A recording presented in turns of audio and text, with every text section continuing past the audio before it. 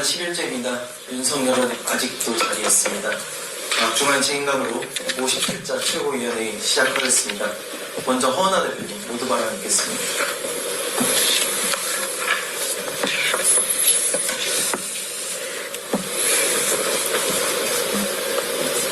너무나 충격적인 담화였기 때문에 뭐라 말씀을 드려야 할지 막막합니다. 국민 여러분께 고개를 들 수가 없습니다. 무슨 말씀을 드려야 할지 모르겠지만 최대한 차분하게 말씀드리려고 노력해 보겠습니다. 방금 전에 윤석열이 대국민 담화를 발표했습니다. 우리는 지금 완전히 통제불능의 상태에 있는 광인의 대통령과 마주하고 있습니다. 반성이 하나도 없는 섬뜩한 확신범입니다. 누가 내란 수계에게 방송 전파를 허락했습니까? 내란 수계가 국민의 공공재를 공공연히 사용하고 있는 이 반헌법적인 상황, 비정상적인 상황을 즉각 끝내야 합니다. 책임감 없는 태도와 근거 없는 확신으로 무정한 모습은 더 이상 방치할 수 없는 상황을 만들었습니다. 헌법과 국민의 신뢰를 저버린 현 대통령의 행동은 자유민주주의의 근간을 완전히 뒤흔들었습니다. 이 비정상적이고 반헌법적인 상황을 우리는 언제까지 방치할 겁니까? 이런 미친 운전사에게 운전대를 1초라도 빠르게 빼앗아야 합니다. 지금 이 순간 대한민국 민주주의는 위기입니다. 대한민국의 대통령이 내란의 혐의를 받는 상황은 현정사상 초유의 사태이기도 하지만 국민의 안전과 국정의 정상화를 위해 하나의 방법만 남아 있습니다. 탄핵입니다. 하지만 72시간 기다리는 것이 어떤 의미가 있나, 72시간조차 사치 아닌가 하는 생각을 합니다. 광인을 끌어내야 합니다. 저희가 끌어내려야 합니다. 국민을 불안하게 만드는 권력을 즉각 멈추게 해야 합니다. 역사의 심판을 외면하지 말아야 합니다.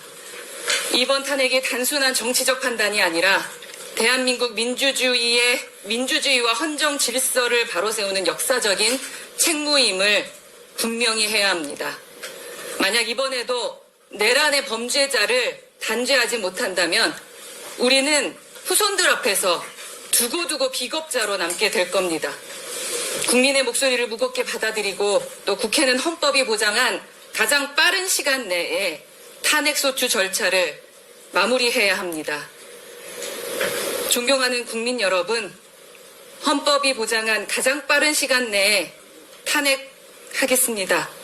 72시간도 깁니다. 위험합니다.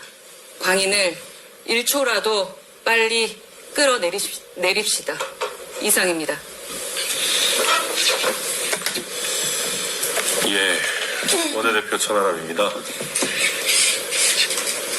1초라도 빨리 미치광이 윤석열을 끌어내려야 된다라는데 적극 동의하고요.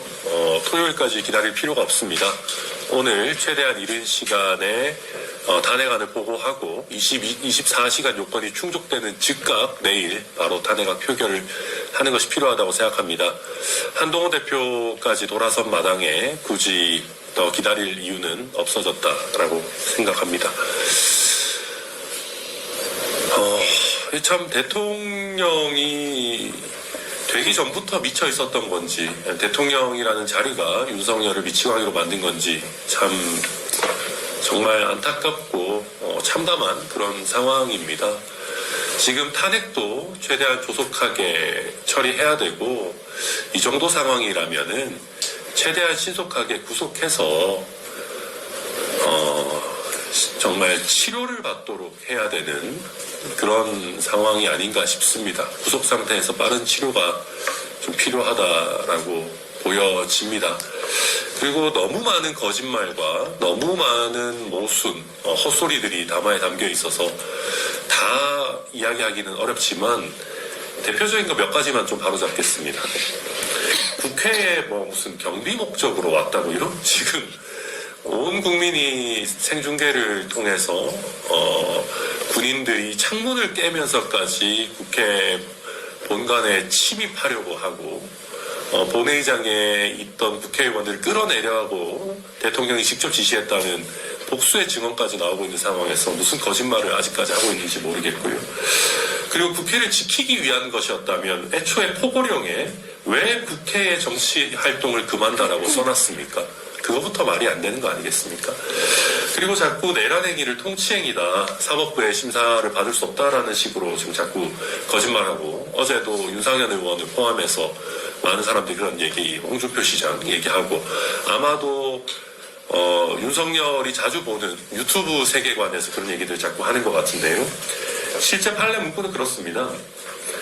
헌법이나 법률에 위반된다고 명백히 인정되는 특별한 사정이 있지 않은 한 계엄 선포나 확대의 정당성에 대해 판단할 권한이 사법부에 없다. 그런데 법원 행정처장까지 나와가지고 헌법에 위반된다고 명백히 인정되는 특별한 사정이 있다라는 거를 다 인정하고 있는 상황입니다. 누가 봐도 위헌적인 사정이 있는 게 드러나고 있죠. 그래서 실제로 5.18 판결문에서 처벌을 했습니다. 우리나라는 전두환 노태우의 성공한 쿠데타도 통치행위라서 사법권의 심사 대상이 아니라고 하지 않고 제대로 사법부가 판단해서 처벌한 그런 나라입니다. 실패한 쿠데타에 대해 가지고 통치행위이기 때문에 사법부의 심사 대상이 안 된다라는 얘기는 그저 현실을 외면하기 위한 어떤 그냥 모래에 머리를 쳐박는 그런 타조 같은 그런 모습에 불과합니다. 헌법학계나 우리 대법원 판례에서 전혀 통용되지 않는 이야기들, 자기들끼리 유튜브 세계관을 지키기 위해서 최소한의 지지층을 남겨놓기 위해서 그냥 하는 헛소리에 불과하다. 그 외에도 이야기하자면 너무 많지만은 아마 제가 길게 설명하지 않더라도 오늘 윤석열의 이 담화를 보신 분들은 다 느끼실 겁니다. 이 사람은 정상이 아니고 아직도 본인이 뭘 잘못했는지 모르고 심지어는 본인에게 남아있는 마지막 경호처 병력이나 직접적으로 동원 가능한 병력까지 데리고 2차 계엄을 할지도 모른다라는 그런 공포스러운 느낌까지 주는 그런 담화였습니다. 이제는 무슨 짓을 해도 놀랍지 않을 정도의 미치광이 상태이기 때문에 정말 빨리 조치를 취해야 된다는 말씀 다시 한번 드립니다. 이상입니다.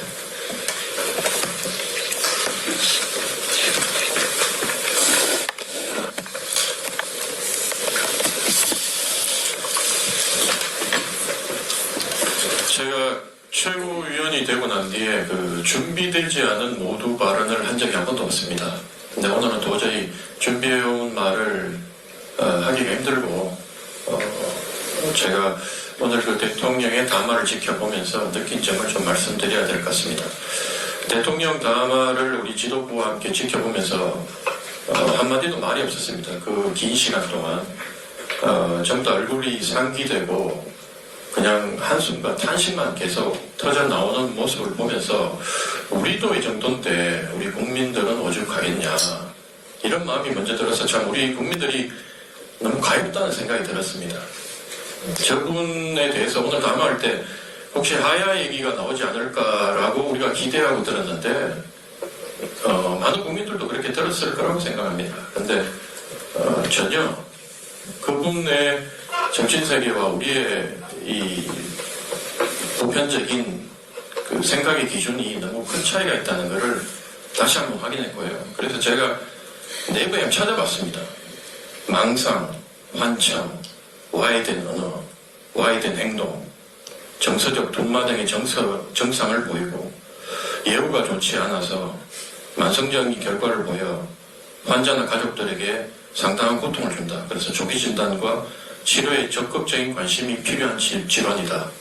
이 조현병입니다. 대통령 진짜 조현병 아닙니까? 저는 현실인식, 상황인식 전혀 되지 않는 걸 보고 정말로 이건 전문가의 진단이 필요하다는 생각이 들었고요. 그리고 이재명 대표의 재판, 야당에 대한 그 극도의 반감과 불신을 보이면서 자신 행동에 대해서 정당성을 부여하려는 모습을 보이는데, 오늘 제가 여론조사를 보니까 이재명 대표의 공직선거법 위반 혐의 재판 일정을 그대로 유지해야 된다는 국민들이 67%예요. 내년에 조기 대선을 해야 된다는 국민이 68%인데, 그 말은 뭐냐면 우리 국민은 지극히 상식적, 원칙적으로 이 상황을 지금 대처하고 있다는 겁니다. 저희들도 예를 들면 민주당의 그런 여러 가지 그 잘못이나 각종 그 사법적 절차에 대해서 우리가 침묵하는 게 민주당의 이중대라서 그런 게 아니라, 지금은 그것보다 온전치 않은 정신을 가진 최고의 권력자가 국민의 삶 전체를 위협하고 있기 때문에, 그 위협이 야당 대표의 사법적 절차를 밟는 것보다 더 위중하고 시급하기 때문에 우리가 거기에 집중하는 겁니다. 그런 상황임에도 불구하고 계속 국민의힘도 그렇고 그 단체에서 이재명을 위시한 야당의 권력을 넘기지 않기 위해서 우리가 이렇게 모여서 탄핵을 반대하고 한다는 얘기 자체가 정말로 한 명의 국민으로서 이해가 되지 않고, 정말 저 집단의 그 기득권에 쩔어 있고 이기심에 쩔어 있는 게 뿌리가 얼마나 깊은지를 제가 요즘 정말 처절하게 느끼고 있는 상태입니다. 대통령이 오늘 언급한 게 안보, 외교, 경제 이런 것들을 야당이 다 망치고 있어서 자기가 그걸 살리기 위해서 했다고 하지 않습니까? 저 육사 출신입니다. 제가 혹독하게 우리 동문들 다 저하고 생도생활 같이 했던 1, 2년 선배들인데, 그리고 후배들이고, 그 사람들에 대해서 정말 10년 이상의 사형, 무기징역 10년 이상의 형을 내리라고 제가 강력하게 주장하고 있지만 제 가슴이 찢어지고 있습니다. 국민 생각하고 그렇게 얘기하는 거지, 제 분노는 그런 미친 명령을 내려서 그 선량한, 저보다도 어떻게 보면 그런 데 대해서 저항하고 하는 그 맷집이 약한 사람들이 줄줄이 나가서 그렇게 희생양이 되고 있다는 부분에 대해서 죄는 밉지만 그 인간들이 너무너무 불쌍한 겁니다. 이미 군의 주요 지휘관들, 정도사령관, 방첩사령관, 수방사령관, 특전사령관, 707 특임 단장 전부 다 이제 옷 벗기는 거 아닙니까? 안보 공백을 누가 만들었습니까? 윤석열 당신이 만든 겁니다. 경제 아시지 않습니까? 주가가 5조 이상 빠지고 경제 성장률이 그 국제기구에서 예측했던 것보다 1% 이상 지금 더 내려간다고 그러고, 외교는 또 어떻습니까? 각국에서 전부 다 우리하고 대화 안 하려고 그러잖아요. 주미대사는 대화를 거부해버렸고, 누가 이걸 만든 겁니까? 김정은하고 제가 윤석열하고 비슷한 수준이라고 보는 게, 김정은도 ICBM 쏘고 핵 개발하면서 명분이 있었습니다. 지금 윤석열이 하는 거하고 똑같은 소리 하는 거예요. 고도의 정치행위라고 얘기를 하고 통치행위라고 얘기하는 겁니다. 테러 단체들이 테러를 해가지고 사람들을 죽이고 온갖 짓을 다 해도 그 사람들도 정당성과 명분을 주장하면서 통치행위, 정치행위라고 얘기합니다. 지금 윤석열의 수준은 김정은과 그 테러 단체 수장들의 수준과 비슷하다. 아니 어쩌면 더하다. 그래서 오늘 우리 당에서도 얘기했지만 탄핵 토요일까지도 너무 길고 빨리 끌어내려서 국민의 불안을 종식시켜야 된다. 저도 그렇게 생각하고 우리 당도 그렇게 생각합니다. 우리 더더욱더 매진해서 윤석열을 빨리 끌어내리고 국가를 정상화하는 데 최선을 다하겠습니다. 이상입니다.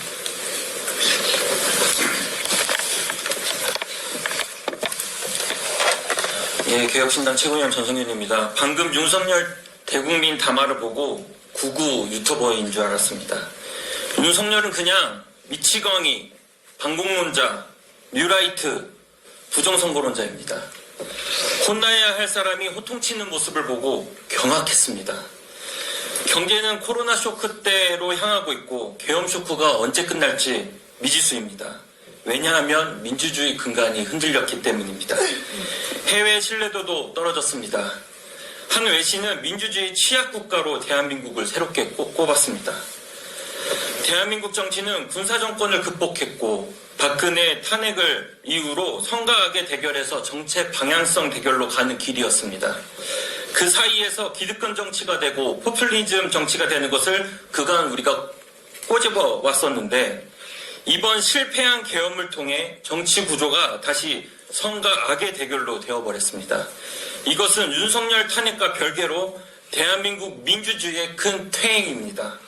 특히나 미래 세대들에게 말입니다. 중요한 것은 계엄 쇼크가 하루하루 상상할 수 없을 만큼 가중되고 있다는 것입니다. 윤석열의 미친 짓이 대한민국 전 국민과 앞으로 태어날 미래 세대들에게 계엄 쇼크의 충격을 뒷수습을 하게 만들었고 몇십 년이 걸릴지 모릅니다. 탄핵 소추안이 통과될 듯합니다만 담화를 보면 윤석열은 끝까지 싸울 모양입니다. 미치광이, 반공론자, 뉴라이트, 부정선거론자, 탄핵 소추안 앞당겨 표결합시다. 이상입니다.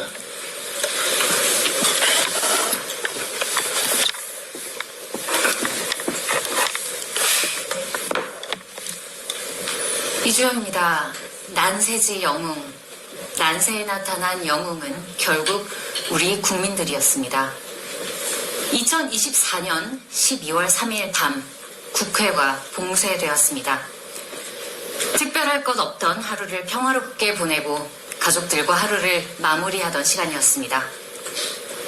정치 뉴스가 아니라 동화책을 읽던 시간이었습니다. 따뜻한 물에 몸을 누이고 이부자리를 정리하던 시간이었습니다. 믿을 수 없는 이야기에 최대한 빨리 국회로 달려갔습니다. 그러나 저는 계엄 해제 표결에 끝내 실패하였습니다. 대한민국의 이름 앞에, 우리가 지켜온 자유민주주의의 가치 앞에 무엇보다 국민 여러분께 부끄럽고 또 송구합니다. 저와 이준석 대표가 국회에 도착했을 때 저희 앞에는 5겹의 경찰들이 있었습니다. 모든 출입구는 전면 차단되었고 접근 가능한 담장과 울타리까지 모두 통제되었습니다. 상부에서의 지시이므로 의원도 들여보내줄 수 없다는 정중한 듯 단호한 기동대장은 좋은 말로 우리를 단념시키고자 했습니다. 국민의 안전을 걱정하는 조언인지 국민을 볼모로 잡은 협박인지 모를 부드러운 말과 자신에게는 권한이 없으니 어쩔 도리가 없지 않냐는 순진하고도 곤란한 표정. 국민의 자유와 권리에 대한 단합은 그런 방식으로도 가능한 것이었습니다. 그리고 그 순간 우리의 국회의사당은 군홧발에 짓밟히고 있었습니다. 윤석열 대통령은 담화를 통해 국회에 경찰을 보낸 것은 국회의 무력화가 아니라 단지 유사시에 대비한 치안 유지를 위해서라고 했지만 저와 이준석 의원은 대한민국의 국회의원으로서 내 나라의 경찰이 든 방패에 의해 바로 눈앞에 불 켜진 국회의사당으로 들어갈 수 없었습니다. 끝까지 거짓말, 비겁한 변명입니다. 그럼에도 불구하고 월담 시도조차 허용되지 않은 두터운 계엄 경찰의 벽 앞에 절망하며 분노하고 있던 그때 저희에게 가장 큰 힘은 우리의 뒤에서 한 목소리로 외쳐주신 국민 여러분들이셨습니다. 셀 수 없는 인파가 몰려들었지만 질서 있게 서로를 배려하고 의원들을 들여보내기 위해 목소리를 모아주셨습니다. 우리는 절대 움직이지 않을 테니 의원들만이라도 들여보내달라며 다 함께 뒤로 물러서 주시고 저희가 다치지 않도록 공간도 확보해 주셨습니다. 여기 의원이 또 있다며 다른 당의 의원들도 함께 할 수 있도록 길을 터주셨고 늦게나마 진입이 가능해질 순간에도 어떠한 동요나 충동적인 행동 없이 끝까지 저희의 뒤에서 격조 높은 민주 시민의 질서를 보여주셨습니다. 경찰 차량을 통해 국회 경내로 들어와 의사당으로 내달리면서 뒤를 몇 번인가 돌아봤던 것 같습니다. 나를 지켜주신 국민들이시다. 이 나라의 민주주의가 저분들의 손에 있다. 그리고 혹시 모를 재계엄에 대비하느라 새벽까지 본회의장에서 대기하면서 저는 다짐하고 또 다짐했습니다. 우리는 이곳을 지키고 헌법과 자유를 지켜 국민들께 보답해야 한다. 국민 여러분, 올겨울의 대한민국은 새로운 민주주의를 온 세계에 선포합니다. 계엄이 내려지고 헌정이 유린되어도 국가가 혼란에 빠지지 않고 여전히 이 나라가 안전한 것은 모두 국민 여러분들의 시민의식 덕분입니다. 탄핵을 외치면서도 더 나은 미래를 꿈꾸며 희망을 잃지 않을 수 있는 것은 광장을 가득 메운 응원봉으로 대한민국을 여전히 응원해 주시는 국민 여러분의 진취적인 열정 덕분입니다. 이 겨울을 함께 기억합시다. 그 누가 우리의 자유를 억압할지라도 우리의 노래는 멈추지 않을 것입니다. 오늘은 개혁신당만을 바라지 않겠습니다. 국민들이 지켜주신 국회, 이제는 국회가 여러분들을 지켜드릴 차례입니다. 여야가 부디 화합하여 자유와 정의를 향해 함께 나아갈 국회를 기대하며 부끄럽지 않은 결과를 만들어내기 위해 끝까지 노력하겠습니다. 우리 모두가 대한민국, 여러분이 바로 대한민국의 영웅입니다. 국민 여러분, 감사합니다. 네, 회의를 비공개로 전환하겠습니다. 어린이 여러분 협조 부탁드리겠습니다.